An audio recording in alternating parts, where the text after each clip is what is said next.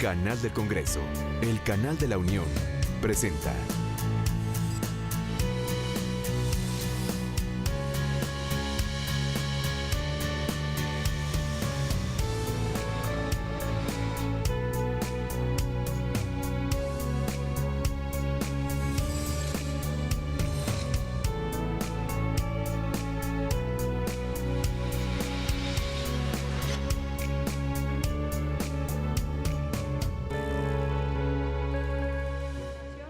Tanto a nivel nacional como internacional. México asumió recientemente la presidencia de Alianza por el Gobierno Abierto, en cuyo plan de acción de 2013-2015 establece compromisos importantes en materia de seguridad nacional. Uno de ellos es crear y homologar un sistema de registro de detenidos, reorganizar y hacer funcional el registro de personas desaparecidas y publicar información estadística sobre tipos de delitos, lugares y frecuencia, número de averiguaciones previas iniciadas, así como un mapa de incidencia delictiva en todas las zonas del país. De ahí que el tema de seguridad nacional en relación con el derecho de acceso a la información se constituya en un eje estratégico para propiciar en México un gobierno abierto, cercano y centrado en las personas. La finalidad primordial de la seguridad nacional tiene la tarea de vigilar y preservar y proteger el orden constitucional, tanto desde el punto de vista interior como exterior, así como la defensa del territorio nacional. En este sentido, es necesario considerar que cuando hablamos de acceso a la información y seguridad nacional, inevitablemente persisten tensiones y dilemas. En un sistema democrático, la seguridad nacional es condición indispensable para que las personas desarrollen y ejerzan plenamente sus libertades y sus derechos. Por cuestiones estrictamente de seguridad nacional, es justificable que el Estado reserve y controle el acceso a la información, pues su conocimiento puede o podría causar un daño al interés público. Sin embargo, también en un régimen democrático, la naturaleza de la información en posesión de cualquier órgano de gobierno es pública y se reserva solamente por causas de excepción, así como es la seguridad nacional, lo cual no implica que pierda su carácter de interés público. Debido a esta tensión, el reto es mantener un equilibrio en el ejercicio del derecho de acceso a la información entre el principio de publicidad y, en casos estrictamente de excepción, justificar plenamente la reserva en materia de seguridad. Así, cuando una información se reserva debido a que afecta a la seguridad nacional, se debe de someter a la prueba de daño, donde se requiere demostrar objetivamente que su divulgación puede causar un daño presente, probable y específico a un interés jurídicamente protegido. Existen otras situaciones donde el valor protegido es la vida privada o patrimonial de las personas. Sin embargo, también podría darse excepciones donde la divulgación de información se justifique legalmente por prevalecer el interés público de conocerla.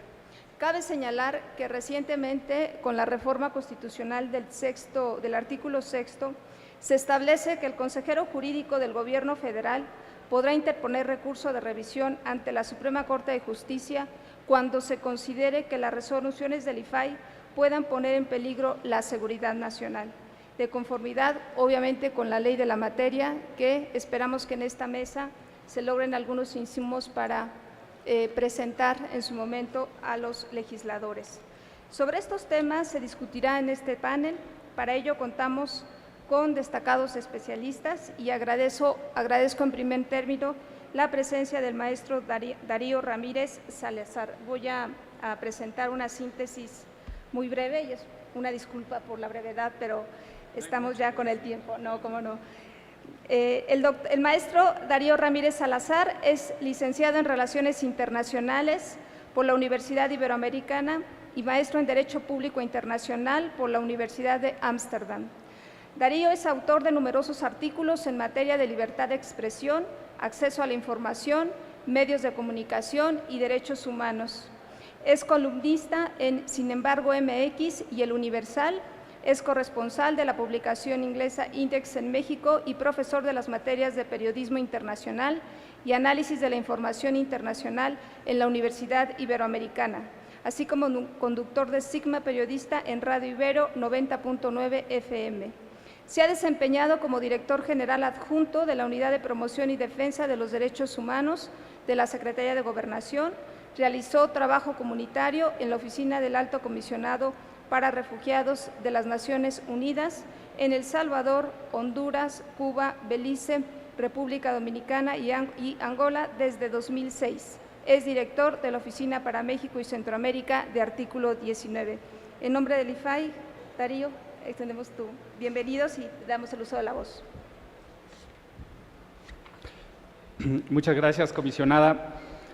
Muchísimas gracias a ustedes por estar aquí. Ojalá lo que tenga que decir sea de su interés. Primero, como siempre, es un honor y es un reto compartir panel con Tony, uno de los más destacados juristas que tenemos. También quiero agradecer al IFAI la cordial invitación para participar en esta Semana Nacional de Transparencia. Ya van varias de estas semanas, lo cual quiere decir que cada año tenemos un espacio de diálogo, de mejora, de crítica y de autocrítica. Entonces, poca complacencia, sino más bien me voy a tratar de enfocar a los puntos más álgidos que creo que pueden generar un debate, sobre todo en el contexto que estamos, que es la elaboración de la Ley General de Transparencia. El derecho a la información es un derecho adversarial por naturaleza. Alguien esconde información, alguien no quiere dar la información, otros pedimos la información y otros luchamos porque la información sea pública. Entonces, su carácter es adversarial. Y esta mesa es exactamente lo que busca señalar, es esos elementos adversariales entre qué clasificar, cómo clasificar y cómo justificar su clasificación. El conflicto entonces es inminente y vale la pena reconocerlo así para que acortemos las distancias y lleguemos a consensos. El tema central para comenzar a buscar cómo deshacemos este conflicto es reconocer una premisa fundamental, y no está de más volverla a decir, en la que se basa todo el derecho a la información. La información pública no es del gobierno, aunque, sinceramente, muchos de ellos olvidan que es esta premisa. Ninguna información, y subrayo ninguna, es secreta para siempre. Hoy, como máximo, se contempla 7 años de reserva. Por ello, la mesa que nos convoca se refiere a 2 temas fundamentales para desenmarañar este conflicto, que es, evidentemente, la seguridad nacional y la confidencialidad de datos personales. Voy a hacer primero alusión a la primera. El derecho a la información solamente puede ser restringido cuando la publicación afecta un interés mayor que su secrecía. Y aquí empieza el problema, ¿no? Porque hay que valorar cuando esta publicación, digamos, es de mayor interés que su publicación es de mayor interés. En este sentido, al ser un derecho humano, y también muchas veces las autoridades olvidan que es un derecho fundamental, las restricciones a este derecho deben estar definidas y ser necesarias únicamente para el buen funcionamiento de una sociedad democrática. Un paréntesis, todos los gobiernos, y lo digo cada año en estas mesas, y no me dejará mentir mis compañeros, todos los gobiernos son opacos por naturaleza, en menor o mayor medida. Pero todos tienen la tentación de guardar información que no deberían guardar. Si esa es la premisa con la que yo parto, parecería importante argumentar que la seguridad nacional no es un debate terminado. Nadie quiere, y yo tampoco, que se destruya el país, ni mucho menos, que con información haya, digamos, hechos lamentables. Pero es importante quitar el halo que la seguridad nacional es absoluta e intocable. Muchas veces en las respuestas de las autoridades parecería que quieren decir que cuando se argumenta seguridad nacional, el debate ha terminado. Es mi posición exactamente que no, que el debate de la seguridad nacional nunca está terminado. La práctica del común de las autoridades en la materia hoy en día es echar por delante este argumento. Sin embargo, afirmar que la información es reservada por seguridad nacional no es suficiente para restringir el derecho a la información. El sistema para determinar la conveniencia o ratificación de las causales de reserva por seguridad nacional debe ser claro y transparente. Curiosamente, muchos también lo olvidan. Es decir, el sistema de seguridad nacional y para determinar qué información cae bajo esta reserva debe ser un sistema de pesos y contrapesos. Los contrapesos que con mucho trabajo hemos conseguido, hoy en día los podemos reconocer en la Comisión Nacional de los Derechos Humanos y en el mismo órgano garante, en el IFAI. La torpeza del primero y la cerrazón en ciertas épocas del segundo destruyen el sistema de deliberación sobre seguridad nacional y deja a la sociedad en indefensión. No quiero que se malentienda, la seguridad nacional existe y debe ser protegida. El punto central es si la nueva ley general tiene los candados suficientes para que los gobiernos no abusen de esta clasificación. La autoridad debe, por ello, justificar y dar suficientes razones al ciudadano para afirmar que de revelarse esa información, otra vez, puede impactar negativamente. Y aquí el tema es la aplicación del criterio de seguridad nacional, que es lo que ahondaré en este momento. No es materia, pero el problema de lo que hoy estamos hablando parte de la propia definición de seguridad nacional.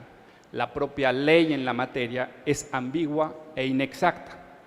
Y cuando, por ejemplo, tenemos, y creo que puede haber un gran catálogo sobre, por ejemplo, cuando no dan contratos, cuando no dan nombres, cuando no dan mapas de riesgo por el tema de seguridad nacional.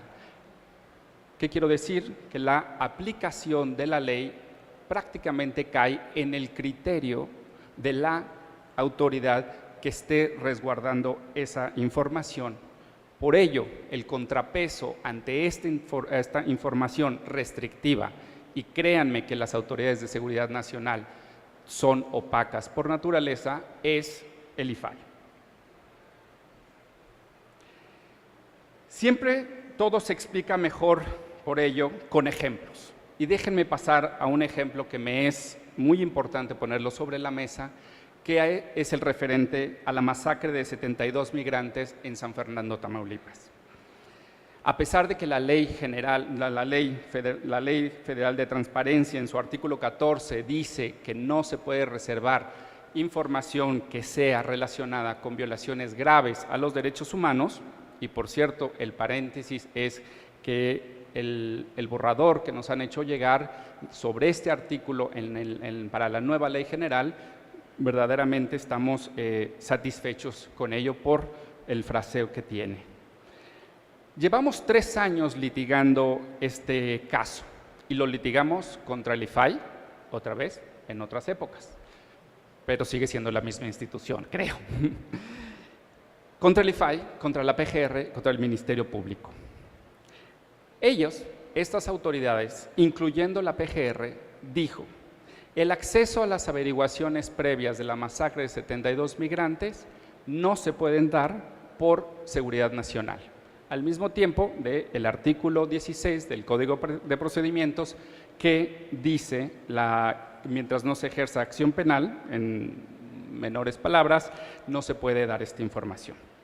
El tema de este caso, que yo tengo mucho interés en ponerlos sobre la mesa, es el abuso del uso del concepto de seguridad nacional para argumentar, porque han pasado 4 años y no hay ninguna sentencia condenatoria contra la masacre de 72 migrantes.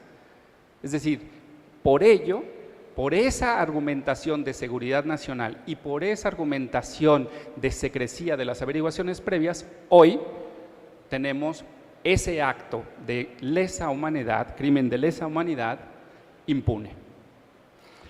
En este sentido, me parece que es importante, y este es un mensaje a nuestros colegas de el IFAI, es importante que en el borrador que hoy tenemos se incluya por lo menos un transitorio que destierre la posibilidad de que existan causales de reserva en normatividad, de reserva en normatividades diferentes a la ley general.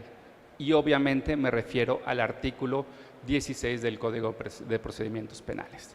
Es decir, lo que se está buscando, lo que nosotros estamos sugiriendo, es que la única ley que puede contener causales de clasificación, incluyendo estas que estamos mencionando aquí, sea la Ley General de Transparencia o las leyes locales. Y aquí, por tiempo, no puedo dedicarme a las leyes locales, pero ya hemos sufrido muchos años la heterogeneidad de las leyes locales.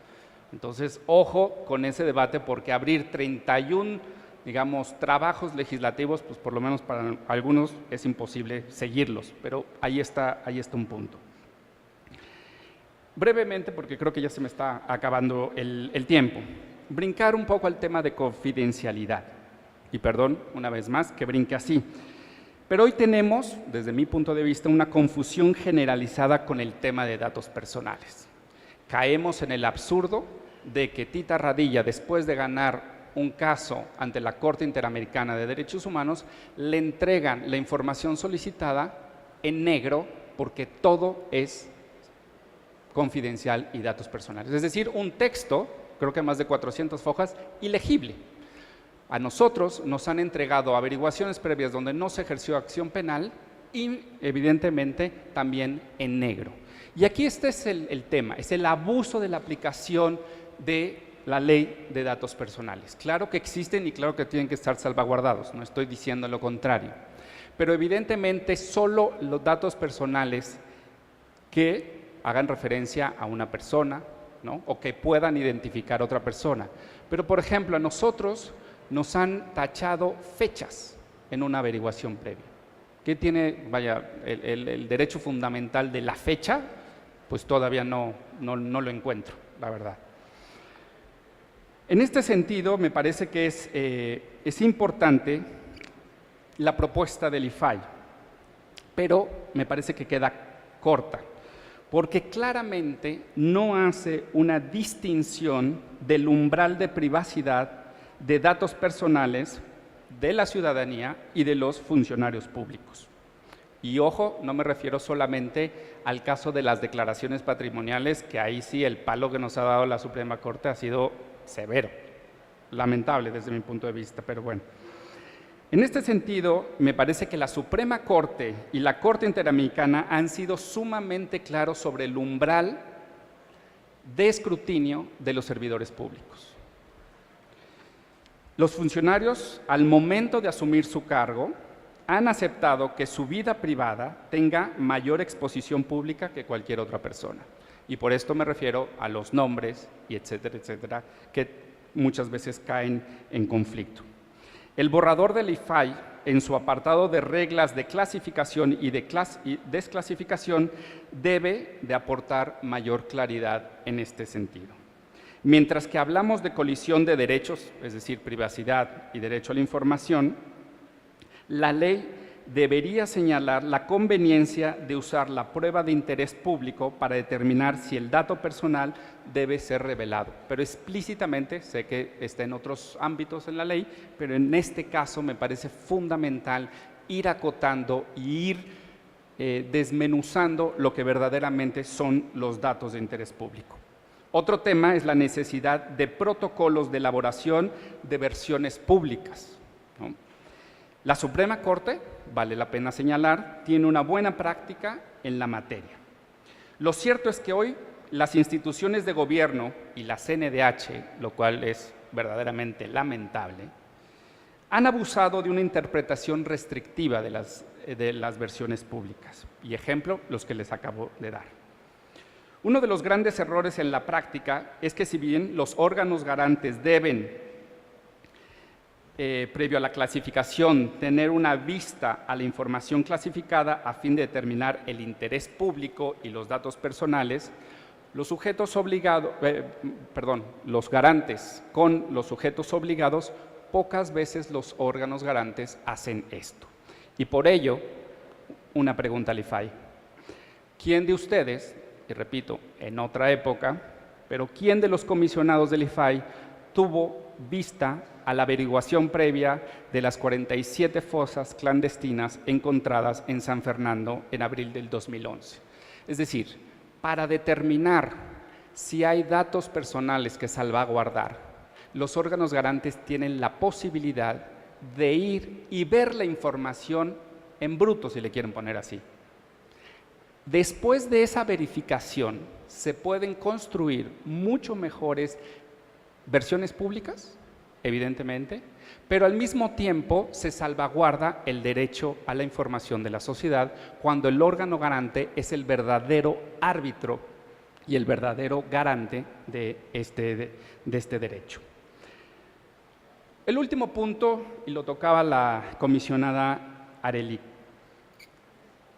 la impugnación por parte de la consejería. Nosotros, en el artículo 19, consideramos que es una de las batallas perdidas en la reforma constitucional publicada en febrero.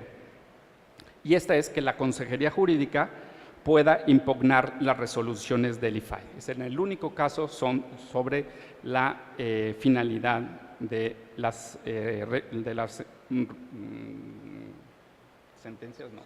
resoluciones del IFAI, disculpen.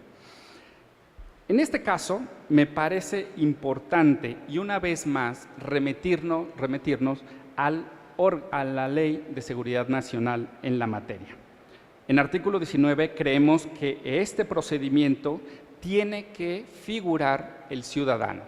Es decir, si yo pido información que está o que argumenta, por ejemplo, la Secretaría de Seguridad Pública o lo que sea, que argumenta que es reservada por seguridad nacional y luego el consejero, digamos, pone un recurso en contra de la resolución del IFAI, en ningún proceso se determina la participación ciudadana. Y creo que esto me parece sumamente relevante, porque al final acaba siendo un pleito entre el IFAI y Consejería Jurídica. El último punto, y ahora sí prometo que es el último, es que en el borrador de el IFAI olvidaron, o por lo menos se les olvidó ver el contexto en el que estamos trabajando. Y eso me refiero a seguridad nacional y me refiero evidentemente al caso de Edward Snowden. Aquí en México, y me acuerdo del debate cuando Snowden sacó los documentos, el debate desde mi punto de vista era menor y sobre todo menor porque se decantaba en dos. Si violó la ley Edward Snowden o si hizo bien por el interés público que Edward Snowden sacaba a la luz. Y creo que ese es un tema importante y es un tema que nos da mucho miedo decir y dar protección a funcionarios públicos que se atraviesan con información claramente de interés público, pero que por ley no pueden decir nada porque los meten al tambo. Y yo creo que la discusión de los informantes, whistleblowers, todavía no tengo una traducción exacta, pero bueno, llamémosle informantes, etcétera, debe de estar ya presente en nuestro debate público. ¿Por qué? Porque puede haber funcionarios públicos muy valientes y puede haber funcionarios públicos que se echen el trompo de decir esta información tiene que ser del conocimiento de la sociedad y no por ello pasar años en la cárcel. Muchísimas gracias.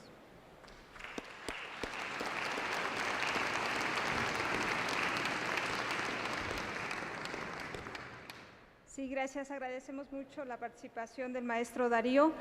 Creo que pone varios puntos de análisis que podrían complementarse en la reforma a la Ley de Transparencia, pero previamente nos hace notar la importancia que tiene la información pública como un bien de interés público, y si bien se reconoce las posibilidad de reservar la información, pues se tienen que justificar las razones y motivos por los cuales la autoridad hace uso de esta figura y analizando su impacto en el ámbito de interés público.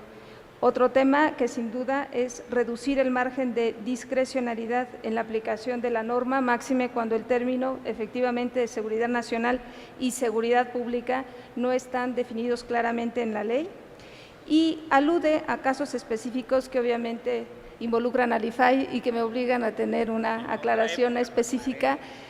Sí, aclaró en otra época, pero él hace una consideración importante hacia la ciudadanía, que el IFAI sigue siendo una institución y aun y cuando haya cambios de funcionarios, a fin de cuentas es la institución la que debe de responder por la confianza a la ciudadanía y de que nuestras decisiones sean totalmente públicas y razonables. En el caso de San Fernando, que fue el recurso que ya resolvió esta administración y no fue propiamente a los 72, a las fosas encontradas, sino a los servidores públicos involucrados en las detenciones con motivo de estos migrantes, y bueno, se dio publicidad por el artículo 14, último párrafo, que permite la difusión de interés público por esta información, y también el IFAI en esos casos pues se ha desistido porque efectivamente se interpusieron amparos y ahorita el IFAI se desistió de los mismos. Sin embargo, siguen en controversia constitucional ante la Corte, en amparo, controversia por el litigio constitucional, porque sigue todavía latente el juicio de amparo de la PGR. Pero bueno, traigo a colación y creo que hay que tomar nota de 4 aspectos que nos dejan en agenda, que es establecer causales de normatividad, evitar causales de normatividad por reserva en otras disposiciones que no sean la ley específica, que es la Ley de Transparencia. Las causales deben de estar previstas de manera, interpretadas y previstas de manera irrestricta y por causas meramente excepcionales, atendiendo a que la información es pública por su naturaleza y por periodos específicos estará reservada. La posibilidad de los datos personales, particularmente de funcionarios públicos, traemos en el proyecto que formule el IFAI con los órganos garantes la posibilidad de hacer versiones públicas de declaraciones patrimoniales, pero sí creo que al momento de que somos funcionarios públicos sí tenemos datos personales, pero nuestra privacidad pues tiene ciertos límites por el propio función que desarrollamos. Protocolos para versiones públicas, sí, particularmente no solamente en averiguaciones, sino en resoluciones de cualquiera que sean administrativas o jurisdiccionales. Es muy complicado hacer versiones públicas de expedientes, vayan ustedes, hay tomos que resuelven los jueces y complicadas las versiones públicas. Mecanismos de acceso ante la autoridad garante, efectivamente también tomamos nota para reducir rangos de discrecionalidad importantísimos, y los mecanismos de inconformidad, donde ahora ya el consejero jurídico podría ya impugnar las resoluciones del IFAI y la necesidad de que la participación ciudadana sea escuchada en estos mecanismos. Creo que la ley reglamentaria sí debería establecer criterios y causales específicos en los cuales la Consejería Jurídica podría establecer estos recursos de inconformidad. Muchas gracias, Darío, por estas aportaciones, y enseguida daremos el uso de la voz al doctor José Antonio Caballero Juárez. Él es doctor en Derecho por la Universidad de Navarra, España. Actualmente es profesor investigador, titular de la División de Estudios Jurídicos Nivel 2 en el Sistema Nacional de Investigadores. Sus líneas de investigación se centran en temas como la administración y procuración de justicia, función jurisdiccional, la administración de justicia y sus procesos de reforma, enseñanza del derecho y la justicia penal. Se ha desempeñado como secretario académico del Instituto de Investigaciones Jurídicas de la UNAM. De igual forma, ha sido coordinador de legislación y jurisprudencia en la misma institución. Destaca su labor como director de la División de Estudios Jurídicos del Centro de Investigaciones y Docencias Económicas, el CIDE.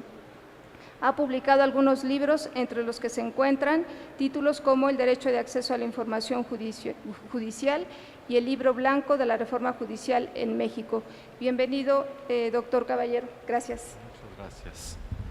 Aquí. Bien, muchísimas gracias y pues muchas gracias, comisionada, por su invitación, al resto del Pleno de los Comisionados. Muchas gracias. Darío, un gusto estar contigo también en esta mesa. Y empiezo rápido además porque se me va a acabar la pila. Entonces, pero bueno. Quiero tocar 3 temas y si me da tiempo un cuarto que mencionaba Darío. El primero, el contexto. ¿En qué contexto nos encontramos en este momento a propósito de la discusión de seguridad nacional y la posibilidad de impugnarlo a través de que el Ejecutivo impugne a través del consejero jurídico de la Presidencia? Segundo, donde me voy a enfocar más tiempo, en el derecho comparado. ¿Qué hay? ¿Qué podemos aprender de otras prácticas sobre esto? Y el tercero, introducir el concepto de deferencia. Este es un concepto que se utiliza mucho cuando los tribunales revisan la actuación de órganos administrativos, en este caso de un órgano garante. Si me da tiempo, haré también algún comentario sobre esto que decía Darío, de cómo se publica la información, lo que se testa en la información que se logra proporcionar y se testa por diversas razones, reservas, etcétera. Pero aquí hay algunos problemas que detecto y me gustaría comentar. Empiezo. Al igual que Darío, yo diría que en el contexto en el que estamos en este momento, todos los escándalos relacionados con Wikileaks, Edward Snowden, desde luego son escándalos que necesitamos tener muy en mente cuando hablamos de la relación entre acceso a la información pública y seguridad nacional. Yo creo que hablar de seguridad nacional antes de Wikileaks y después de Wikileaks es una manera muy distinta de hablar, y ciertamente me reía mucho que Darío no encontraba una forma de cómo llamarle a los whistleblowers. Yo coincidía también que no sabía muy bien cómo llamar. Informantes, veladores, veladores oficiosos, alguna manera. Pero ciertamente creo que hay un problema importante y la necesidad de proteger este tipo de planteamientos cuando hay un interés público importante detrás de esto. Y la pregunta dura es esa construcción del interés público. Bien, uno de los temas dentro del contexto me parece que tendríamos que tener muy claro es las distinciones entre seguridad nacional y seguridad pública, por ejemplo. Este tema lo hemos venido acarreando desde hace muchos años, siempre es un tema que no hemos terminado de bajar, pero aparentemente cualquier cosa que pudiera involucrar seguridad inmediatamente tendemos a traspolarlo a la seguridad nacional. Yo creo que aquí tenemos que tener mucho cuidado con esos estándares. Y desde luego seguridad nacional y otras áreas de la acción pública, otra vez, es un tema donde tendríamos que tener mucho cuidado en ver qué podemos traspolar. Sin más, hecha esta aclaración, voy a dar un brinco hacia el derecho comparado. Voy a citar primero 3 resoluciones de la Corte de los Estados Unidos, de la Suprema Corte, después me voy a referir a temas del Consejo Europeo y finalmente terminar hablando de las 2 declaraciones de principios internacionales, la de Johannesburgo y la de Train. Primero, primer caso, la CIA contra Sims. En la CIA contra Sims, la Suprema Corte de Justicia de Estados Unidos establece que el director de la CIA es quien tiene la prerrogativa para definir los estándares de clasificación en materia de seguridad nacional, al menos en cuanto a lo concerniente a información proveniente de la CIA. El estándar lo traigo a colación porque aquí hay un alto grado de diferencia hacia los criterios de clasificación del director de la CIA. Pero no estamos hablando de cualquier organismo del gobierno de los Estados Unidos, sino estamos hablando de la CIA, que es la agencia que por su propia y especial naturaleza realiza funciones de seguridad nacional. Lo traigo a colación en ese sentido precisamente para distinguir cuál es el problema. El problema aquí es el propio director de este organismo es quien teóricamente estaría en mejores condiciones para establecer esto. Un criterio como este no es necesariamente traspolable ni debiera ser traspolable al resto de la administración pública para establecer estándares de clasificación. En ese sentido, probablemente el criterio de deferencia es amplio hacia la construcción de la CIA y probablemente un criterio como este habría que también someterlo a una segunda revisión con posterioridad a la luz precisamente de Wikileaks, pero sin embargo nos da un estándar operativo. El siguiente criterio viene de SNEP contra los Estados Unidos. En este caso la Corte sostuvo, cuando la información proviene de la CIA, aunque la información no sea clasificada, ¿puede un agente de la CIA ya retirado darla a conocer, sí o no? La respuesta es no. El estándar es estricto de definición de cuáles son los alcances, incluso en cuanto a documentos que no hayan sido clasificados por el estándar de la CIA. Otra vez vemos que la Suprema Corte de Justicia de los Estados Unidos va a tener un estándar de especial deferencia a su órgano de inteligencia por excelencia, en el caso de la CIA. Esto, otra vez, insisto, son estándares que tendremos que cuidar. Pero el tercero creo que es el que nos da mucha más materia para discusiones contemporáneas mexicanas y en el ámbito latinoamericano. Me refiero a United States contra United States District Court. Es el 407 en el volumen 297 para que lo puedan identificar porque el nombre no ayuda mucho. El asunto fue resuelto en 1972. A quien le interese le doy los datos con más particularidades. Básicamente, ¿qué se discute aquí? El problema es el siguiente. Tenemos sospechas de que un grupo terrorista pudiera tratar de dinamitar una instalación del gobierno de los Estados Unidos en el interior de los Estados Unidos. Estoy hablando en 1972. Los hechos ocurren en el estado de Michigan. El gobierno de los Estados Unidos opta por utilizar escuchas a las personas que están siendo sospechosas o siendo investigadas por esta posibilidad de atentado y efectivamente encuentran cierta evidencia de que estas personas pudieran estar efectivamente tramando un atentado. Optan por detenerlos, inician un proceso penal en contra de ellos. La pregunta es, ¿se puede utilizar esas grabaciones dentro del proceso penal? Estas grabaciones fueron realizadas sin consentimiento judicial. Entonces era una afectación directa al derecho de la privacidad. La pregunta implícita es si el ámbito de la seguridad pública, perdón, de la seguridad nacional, en este caso en su vertiente de seguridad interior, se encuentra o no se encuentra sujeto al requisito de estándar judicial para autorizar una afectación al derecho a la privacidad. La Suprema Corte de Justicia de los Estados Unidos dijo sí hay afectación al derecho a la privacidad, a pesar de que se trata de un problema de seguridad interior. Remarco, la seguridad interior, al menos dentro del estándar de la Suprema Corte de Justicia de los Estados Unidos en una decisión de 1972, no implicaba necesariamente el derecho a interferir en la vida privada de sus propios ciudadanos. ¿Sí? Lo marco en ese sentido. Implícitamente lo que está diciendo la Corte de los Estados Unidos es que el acceso a un juez que pudiera otorgar una orden, es decir, el acceso al control judicial, era perfectamente viable y no se requería, a pesar de que el presidente de los Estados Unidos tenía amplias facultades para la defensa de los Estados Unidos en cuanto a la integridad de las instituciones, no se requería o no era indispensable saltarse el requisito de protección judicial.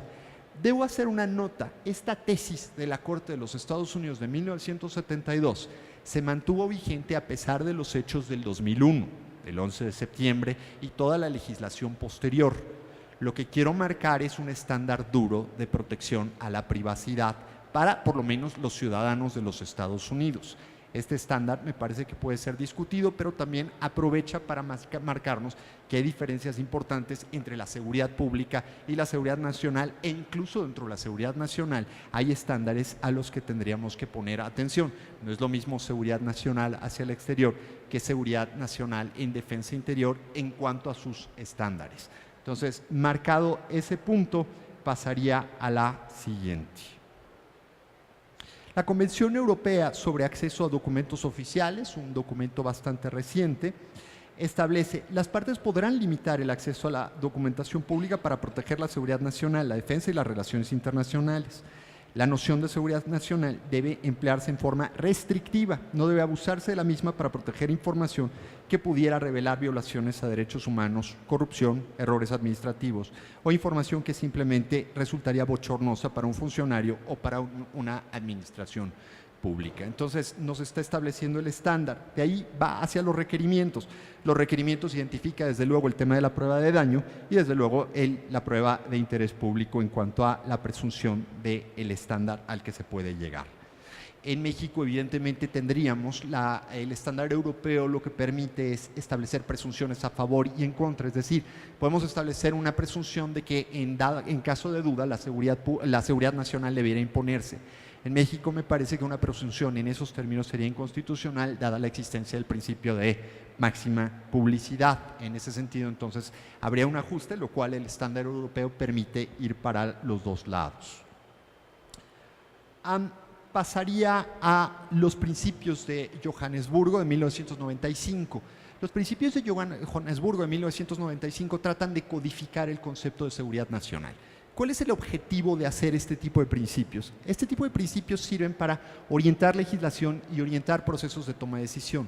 No podríamos decir que es derecho duro, sin embargo es derecho que puede funcionar como un argumento de persuasión y un argumento de comentarios para integrar y fortalecer instituciones. Las reglas de Johannesburgo nacen en un momento en donde el concepto de seguridad nacional era completamente maleable. La incorporación de las reglas de Johannesburgo y hoy por hoy de alguna manera yo diría cuasi legitimadas en términos generales, Naciones Unidas las ha comentado, las utiliza y las utiliza dentro de sus recomendaciones. Entonces de esto, de un derecho light o soft, que se llama a veces en el derecho internacional público, empieza a adquirir una carta de naturaleza. Podríamos argumentar que en ese sentido las reglas de Johannesburgo podrían empezar a adquirir una mayor carta de naturaleza, por ejemplo, a la luz de la interpretación del artículo 29, inciso D, de la Convención Americana sobre Derechos Humanos, que le da un estatus interpretativo, por ejemplo, a la Declaración de los Derechos Humanos de las propias Naciones Unidas o de la propia Organización de los Estados Americanos. Aquí es interesante traer esto a la discusión precisamente sobre valor de derecho internacional. Pero pasaría a las siguientes, que son donde me interesaría detenerme un poco más, que son las reglas de Train. Train también está en Sudáfrica, es un suburbio de la ciudad de Pretoria. Estas fueron dadas en 2013 a iniciativa de la Open Society Foundation. Otra vez, estas son, insisto mucho en esto, no es derecho internacional duro, lo que podríamos llamar derecho proveniente de tratados. Sin embargo, argumentos derivados, por ejemplo, insisto, del 29 de la Convención Americana sobre Derechos Humanos e incluso el empleo de este tipo de instituciones nos puede dar luz de cuál podría ser su valor directamente desde el punto de vista jurídico. Valor persuasivo me parece que tienen un alto valor. Cito, por ejemplo, algo que tenemos muy en el ámbito americano, las reglas de Heredia. Uno de sus artífices está aquí con nosotros, Carlos Gregorio. Las reglas de Heredia sobre estándares de publicación electrónica de documentos judiciales han sido, me parece, un gran orientador sobre cuáles son los alcances en este tipo de cuestiones. Regreso a las reglas, a los principios de Schrein. Son en principio aplicables a las relaciones internacionales, al orden público, a la seguridad, a los intereses económicos, entre otros. Y las restricciones se plantearán muy en términos de lo que plantea el documento europeo. La ley debe establecer estas sin ambigüedades. Los supuestos deben estar construidos en forma estricta, ya lo decía la comisionada Cano, precisamente a propósito de esa construcción estricta de principios. Deben ser necesarios en una sociedad democrática. Permítanme detenerme un segundo en esta construcción. La sociedad democrática implica un conjunto de valores. Por verdad de perogrullo que esto pudiera sonar, implica a un conjunto de valores en el que existe un consenso dentro de un Estado constitucional y democrático. En ese sentido, entonces, las restricciones no pueden ir más allá de lo que pueden ser estándares razonables dentro de un Estado democrático.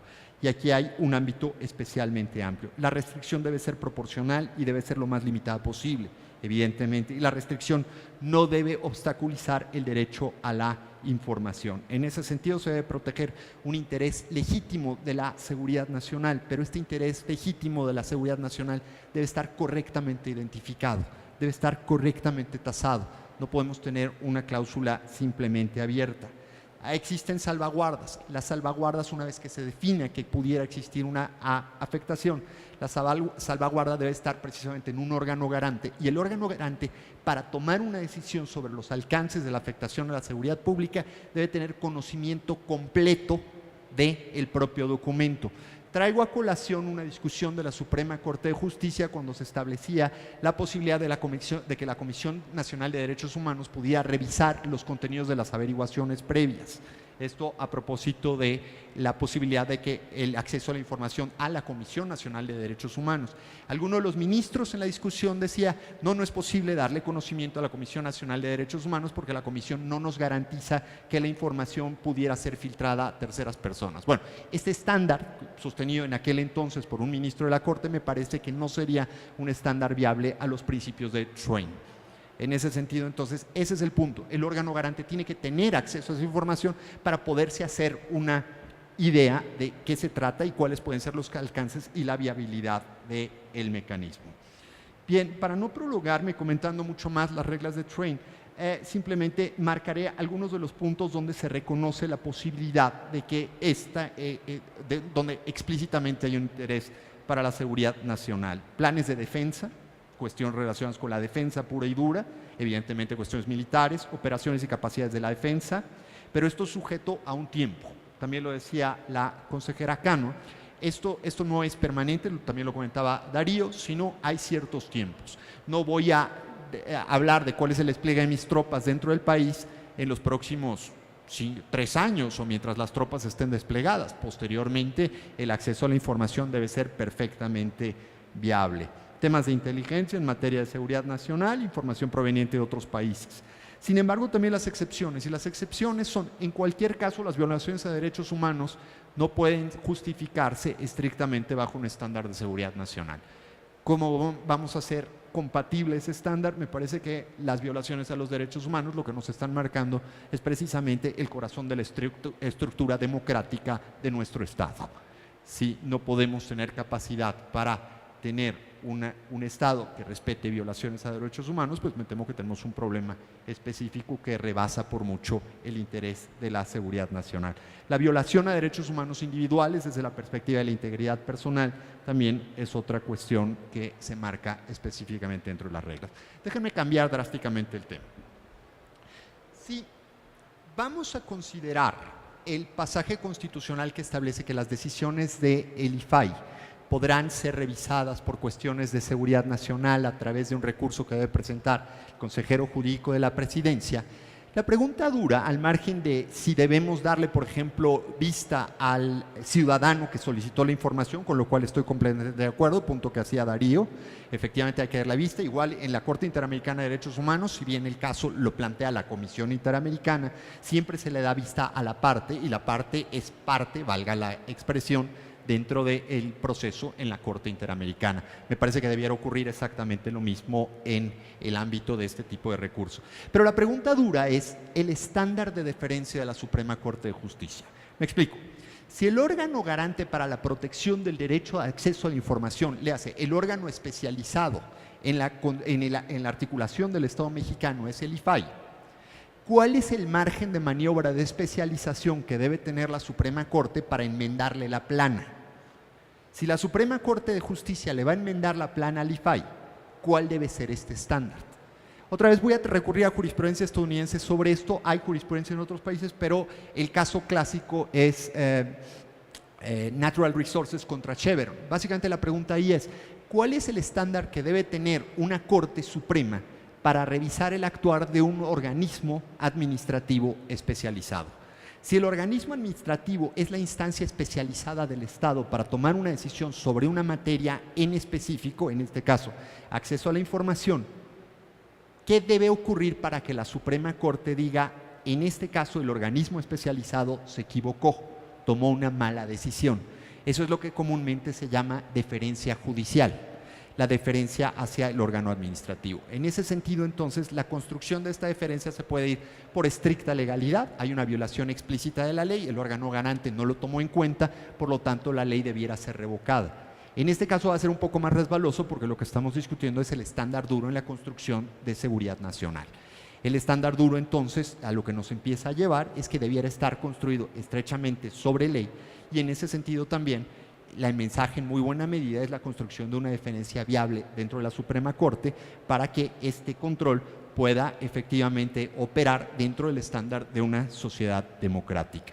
Es decir, si ya lo tenemos en la Constitución, ¿cuáles pueden ser sus alcances y hasta dónde lo debamos a llevar? La palabra mágica, me parece, es, insisto, deferencia. Por ejemplo, esto podría cambiar, por ejemplo, tenemos tribunales especializados en materia de telecomunicaciones, ¿cuál es el estándar de deferencia de esos tribunales respecto de resoluciones del IFETEL en este caso? Si el IFETEL es especializado, déjenme brincar a uno de competencia económica, que es todavía más alejado de los abogados, puesto que requiere argumentos económicos. Cuando se requieren argumentos económicos, otra vez, ¿cuál es el estándar de deferencia de los tribunales para modificar una resolución, en este caso de la COFECO? Simplemente para ilustrarles los puntos técnicos que pueden tener esto y la necesidad en una democracia de tener órganos reguladores como los que tenemos desde el punto de vista especializado. Para cerrar, precisamente tenemos órganos garantes especializados. Pero aquí déjenme recordar una perspectiva. El órgano garante especializado, efectivamente, creo que es un gran avance constitucional, pero en muy buena medida lo que esperamos del órgano garante especializado es que haga su trabajo. En ese sentido, me parece que cuando hay decisiones polémicas, y para decirlo con toda claridad, el 189 y el 190 de la ley eran decisiones polémicas, es papel del órgano garante hacer algo, estén de acuerdo o no estén de acuerdo. Es mi opinión, pero me parece que esto, cuando el órgano garante no lo hace, le abre un camino a la ciudadanía a través de los amparos que se han presentado. Y esto hace que entonces pues, nos podamos llegar a cuestionar si el órgano garante está haciendo su trabajo. Creo que hay que darle un voto de confianza al órgano garante, pero sí, este era el inicio de su función pública y me parece que necesitamos y tienen muy buen espacio, señores comisionados, para reivindicar esto y hacer un gran trabajo en la protección de los derechos de acceso a la información. Muchas gracias.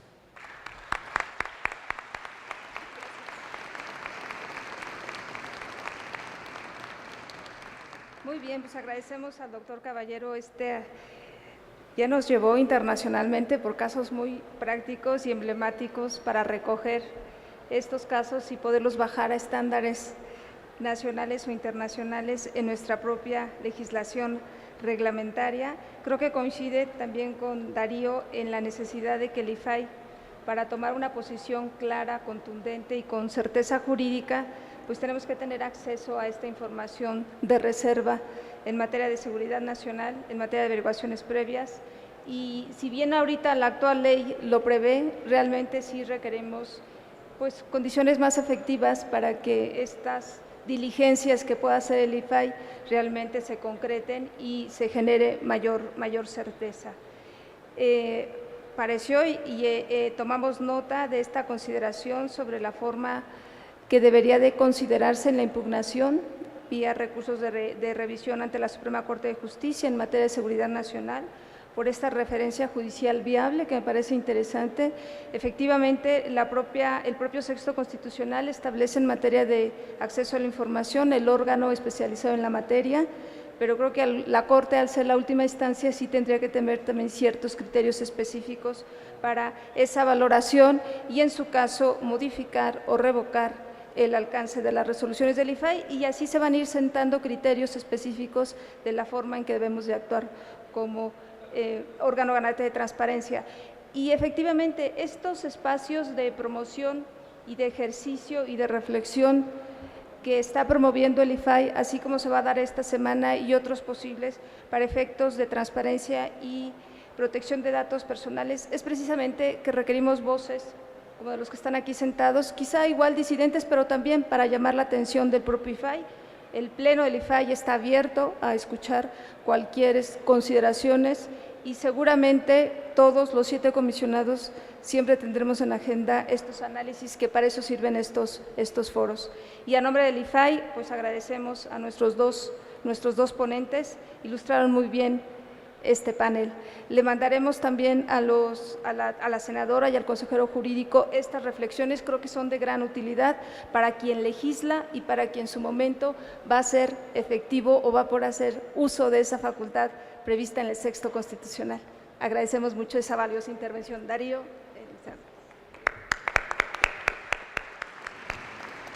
Comentarles que cualquier pregunta me comentan que podría...